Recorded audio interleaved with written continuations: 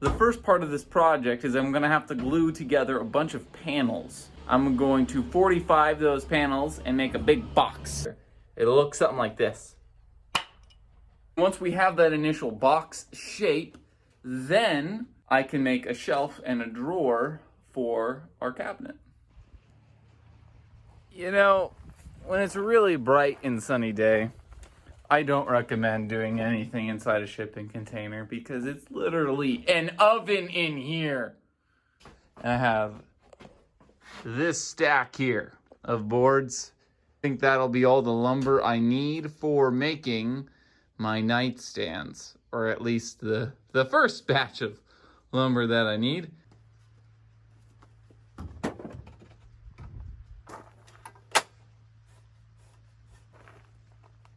I'm a cheapskate, so I'm gonna rip these one by one, getting the maximum amount of walnut I can get. Let it rip! And it was at this moment I realized I screwed up. I need to get my wife.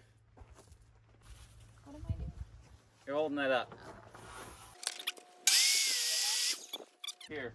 Why do I get the dustiest side where it blows right in my face? Where am I sitting in? Right here. I couldn't have ripped all these boards without my wife's help. Silly of me, I didn't realize I was going to need help. At the beginning of this, I thought I could hold them through. 8-footers? I can do that. 10-footers? It's nice to have an extra pair of hands. And here's all of our boards, nice and pretty and ripped. What's gonna make these nightstands really cool and unique is I'm gonna have the side, top, and middle all have continual wood grain going around it. How am I gonna do that? This is how I'll do it here. So you have one piece of wood that has all the wood grain continues through. So I'm gonna cut it into 3 different spots, and I'm going to 45 these here and put it together. And then my nightstand will look beautiful. When you look at it from the sides, the wood grain will go up, over, and down. It'll be cool!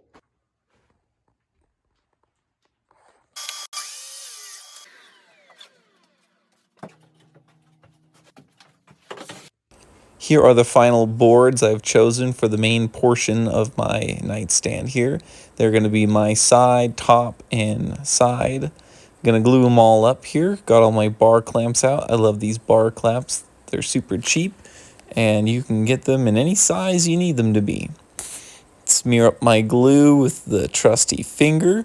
Make sure you get lots of glue, and here I am slowly clamping it little by little everywhere to try to get all these lined up as smooth as possible. I like to run my finger over them just to ensure that they're nice and smooth. Looking pretty straight as well. I'm pretty happy with it all. I have just a little itty-bitty lip. That's about as close as I could get it. Maybe I should have used biscuits for these, but I didn't. Now it's off to the hand plane. I'm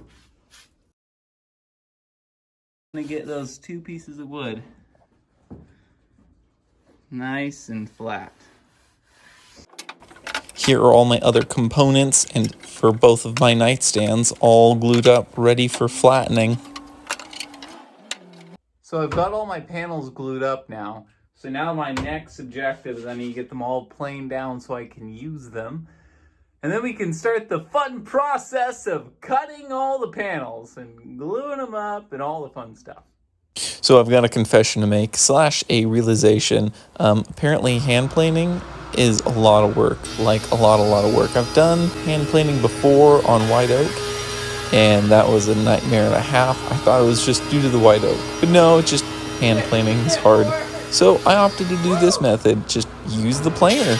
I did have to make my nightstands just a little bit smaller than I anticipated, but I made it the right size so it could just barely slip through here. And I gotta say, this thing is fantastic. Annoying handwork.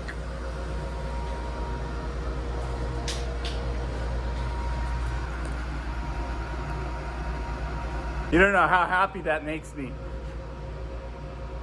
Saved me hours of work, hours of handwork trying to get those right with the planer and sanding them down. And now we got smooth boards, very smooth.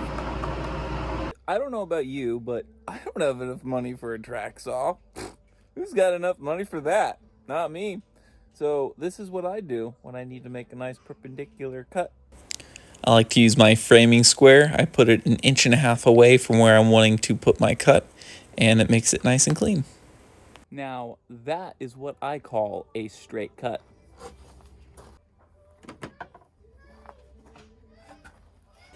As you can see here, I have blue tape marking where all of my pieces are. That's really important because I don't want to lose which one's my top, which one's my sides, because otherwise I will be sad.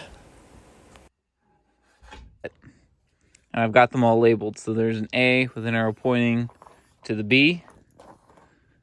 And then there's B pointing over to C. It's really important here to make sure everything's labeled nicely so I don't make a mistake. If I don't take my time and make sure these are labeled, I then run the risk of cutting one of these bad. And if I cut one of them bad, then, well, the whole project is scrapped, and then that's no good. So I think I've got enough tape on there that I'm not going to get lost or confused as I'm cutting these from this point on, because that would be very sad and disappointing if that happened. Warning, trained professional idiot ahead. So I need to cut 45-degree angles on all these pieces. I think the best way I want to do that is on the table saw to get real nice results. I want to set up my table saw like this. That way I can take any edge of the board, put it flat up against here, and as I cut through here, this is not going to be dependent on sizes or anything. So I can get this saw set up. Once I get this dialed in perfectly, then I can cut all those at the same exact time, and I don't have to move this fence at all. And I think that'll be how I get my best, smoothest result. I don't recommend anybody does it this way. Next time, I should have probably used a little safer method. That's what I'm looking for here, is I don't have much any at all of a wall here. I think I've got it dialed pretty good. Well, without further ado, let's see if this is actually gonna work. Well, I think it turned out really good.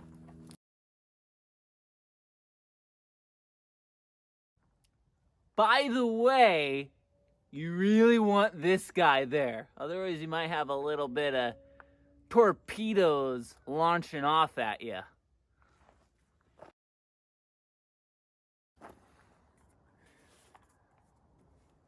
I've got to say, I really love having all these labeled. It's so easy. Takes all the weight off your shoulders, you know?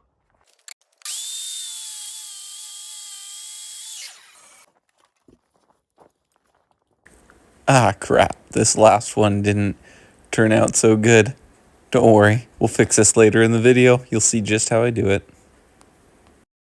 On to the next portion here. I have these two pieces of wood that are book matched, and I'm going to glue them up, clamp them for about 12 hours or so, and they are going to be the back inserts for my open shelf on the top of my nightstand. The next day here, we put them through the planer. Oh man, planer's so amazing. I now am going to start working on drilling out all my holes and dowels and biscuit joints to connect everything. So finding center of where I want my shelf, I'm going to measure in from each side 1.5 inches, and that's where the center of my dowel is going to be to help hold my shelf where it needs to be for the glue up. I'm using this wonderful drill bit that's got a really nice sharp center point. Really helps ensure that I'm drilling exactly where I want. Here's our other side marked and drilled. It's also got a nice stopper there so I can choose my depth. I put my dowel in there. Yep, she fits. That's how it's going to be going in. These next guys are really cool. You put these in your holes and they have a little point there. So that way it can mark the center of exactly where you want your other piece of wood to have your dowels in. So I'm taking my shelf, lining it up exactly where I want. Once it's really nice and good, I'm going to go ahead and put all my body weight into it to make a nice little dimple. And that is exactly where I put my drill bit for the next half. And then that ensures my shelf goes exactly where I'd like it to go. Using my knees as a nice clamping surface here, I'm putting my drill bit right where on that little dimple is, and now we're going to drill it out. And I have moved my stopper a little bit deeper because I'm not going into only 3/4 of an inch stuff. Here's our dry fit. Let's see how it works. And is it going to go? Is it? Yeah, there it goes. Oh, nice and smooth, just like I wanted. I like dowels, they're simple. Next section here is we got our biscuits. Now, I don't have a fancy biscuit machine. It doesn't have 45 on it or anything. It's a little sketchy, pretty dang old, but she'll get the job done. I'm using this block here to help hold my whole entire machine up at the 45-degree angle as I put in this biscuit here. I have set my mark about a 1/4 inch in from that inside lip and put a center mark. And I'm just holding my machine to the very edge of the wood.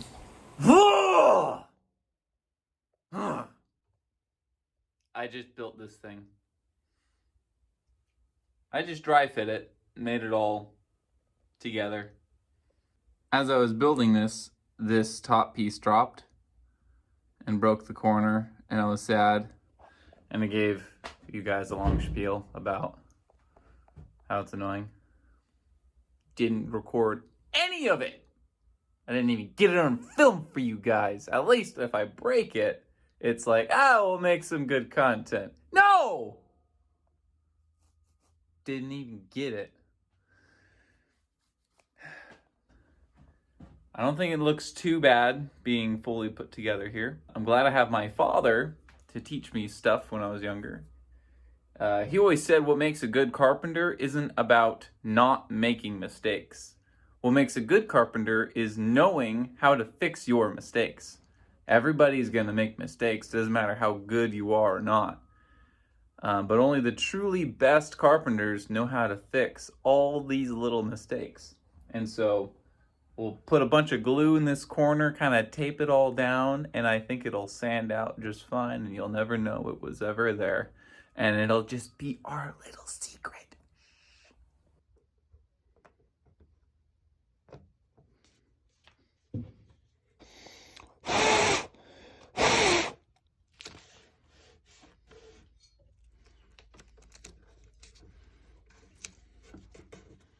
This project is going very slow, but it's going well. Now, all I need is a grooved on the back side here. That'll fit an 1/8 inch panel I made to help keep it square and pretty looking. And I need to cut out my outlet hole that goes inside. Then I can glue it up.